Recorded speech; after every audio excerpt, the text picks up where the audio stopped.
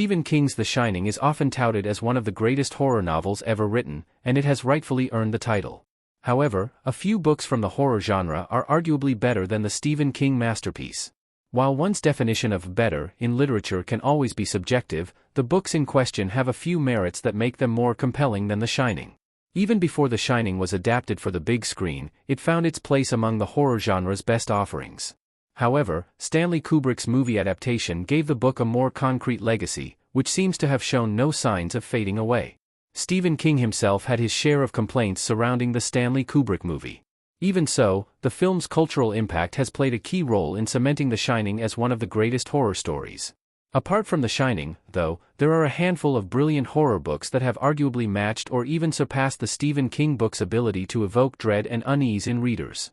Not all of these books are as mainstream as Stephen King's The Shining, but they deserve to be read by all horror fans. The Fisherman by John Langan. John Langan's The Fisherman is not as widely popular as Stephen King's The Shining. It has also not received any major TV or movie adaptations to date. However, what gives it a significant edge over the Stephen King novel is its ability to expand its deeply human tale to a massive cosmic scale. The Shining, for the most part, riffs on existing horror tropes and tells a contained story about the domestic tragedy of a father's descent into madness. It remains a ghost story trapped in the confines of a hotel. The Fisherman, in contrast, begins as the story of a man's grief after his wife's demise but gradually grows to a terrifying Lovecraftian scale. Since The Shining and The Fisherman belong to significantly different brands of horror, it feels a little unfair to compare them. However, John Langan's The Fisherman arguably manages to deliver more surreal imagery and cosmic dread as it turns a meditation on grief into something ancient and unknowable. Dracula by Bram Stoker.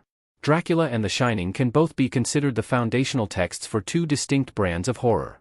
While The Shining is easily among the most influential haunted house narratives in horror, Bram Stoker's Dracula practically defined the modern vampire mythos and laid the groundwork for countless Gothic horror stories.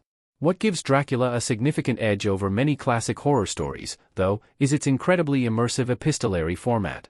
The book presents its story through a series of journals, letters, telegrams, and ship logs, which gives it a found-footage level of realism. It also cleverly avoids giving readers the direct perspective of the titular figure, which ensures he is perceived less as a character and more as a looming force. Even in terms of scope, Dracula presents itself as a story of wide invasion, expanding from the castles of Transylvania to the bustling streets of Victorian London. Unlike the Stephen King story, which primarily remains confined to the Overlook Hotel, Dracula presents larger stakes and a far more expansive sense of danger. Something Wicked This Way Comes by Ray Bradbury. Ray Bradbury's poetic prose, which combines nostalgia with terror, in Something Wicked This Way Comes is enough to elevate the book above most classic literary works in the horror genre.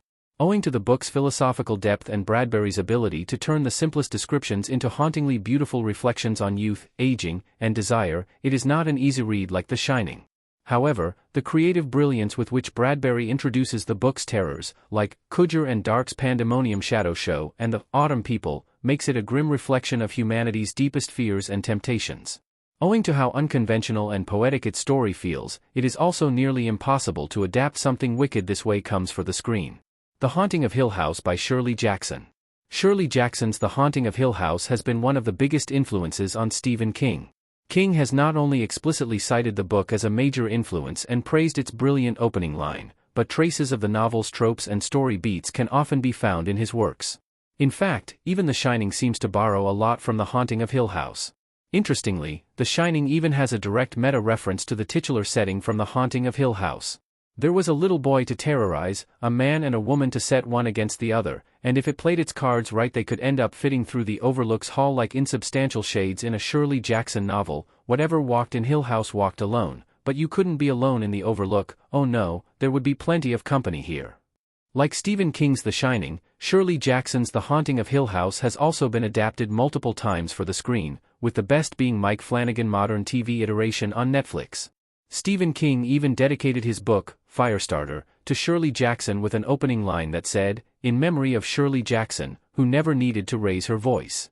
Since Shirley Jackson has been such a massive influence on some of Stephen King's best works, it seems fair to conclude that her greatest novel is better than The Shining in more ways than one. House of Leaves by Mark Z. Danielewski.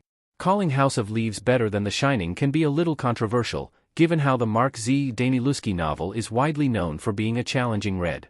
House of Leaves also adopts the haunted house trope like The Shining. However, unlike The Shining, it almost presents a meta-horror story that breaks the fourth wall and makes itself seem haunted. Stephen King's The Shining is brilliant. However, compared to House of Leaves, The Shining feels safe and linear because Danielewski's novel constantly destabilizes the reader with fragmented narration and typographical experiments. The book can even be incredibly draining for a reader, which adds to the terrors it intends to instill. A House of Leaves movie.